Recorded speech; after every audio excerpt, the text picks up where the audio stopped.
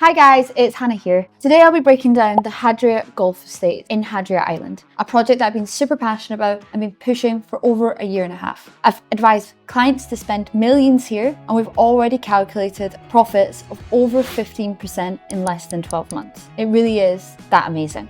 Hudayriyat Island as a whole is the same length as the main island of Abu Dhabi. It really is going to be a Jumeirah Golf Estates combined with Dubai Hills on water 15 minutes away from the financial institution of Abu Dhabi. It's government backed by the developer Modon, who recently just upped the shareholding from the government to 98%. They're solely focused on the growth of Abu Dhabi, coming away from compounds and attracting more of the Western world, along with to facilitate the investments seen in the ADGM from many Western and US companies, such as BlackRock, Rothschild, JP Morgan, OpenAI. It's going to be a huge change and shift from the center point being Dubai back to Abu Dhabi, which is original capital of the UAE and the Emirates. Abu Dhabi is something like no other. The waters are crystal blue, just like the Maldives. With 54 kilometers of beachfront living, the wildlife and the marine life around the island includes dolphins, manta rays, turtles, just to name a few. Now let me break down the island as a whole. We have Hudayriyat East and West Hill, which have now completely sold out. These are to look like the LA Hollywood Hill mansions, which we see in America. We now have 2 golf courses that we know are going to be released in the near future, along with a 3rd hill. The first golf course is going to be on the coastal line looking over the ADGM. This is going to be the entry level, along with the second golf course coming in the next 2 years with the 3rd hill. I expect these prices to be an increase of upwards of 15%, as right now only a 1/3 of the island has been launched. This includes East Hill, West Hill, a townhouse community, and the Al Naseem community itself, along with a select bi-surf villas on the waterfront looking over the canal, along with a few mansions with their own port. The main focus of completion over the last few years while the hills were being engineered and developed was actually the amenities. We have the velodrome and open beaches with coffee shops like Saddle and ice cream shops, burger joints, all different restaurants along the front. We also have the largest man-made surfing wave with the restaurant Ilios. The island's already licensed and is in full function in certain areas. However, we still have to come up the 2 golf courses, the racetrack, horse riding, a 4th hill which will just be for recreational activities, along with a full shopping centre, 2 schools, commercial spaces and the marina. Now what this video is really narrowing down in is Hudayriyat Golf Estates 1. It's going to have townhouses, villas, mansions, which are similar to the Fairways mansions of Dubai Hills. The townhouses are starting at 4.2 million, which 3 beds, and then they go up to 4 beds. You will then have 4-bed independent villas starting at 7.5 million, 5-bed villas starting at 10, and then your mansions located on the golf course starting at 20 million and above.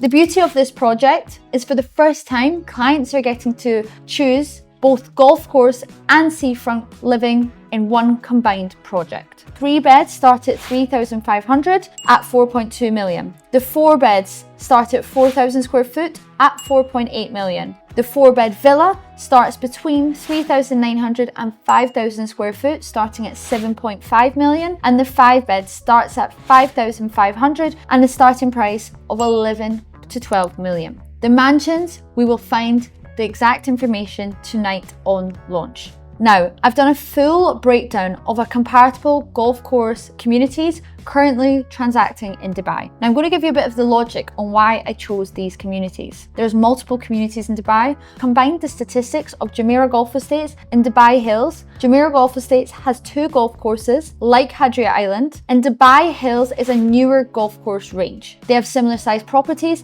and have similar concepts, and they've very much combined both of these communities to really create a feel of what Hudayriyat Island is looking right now from the renders.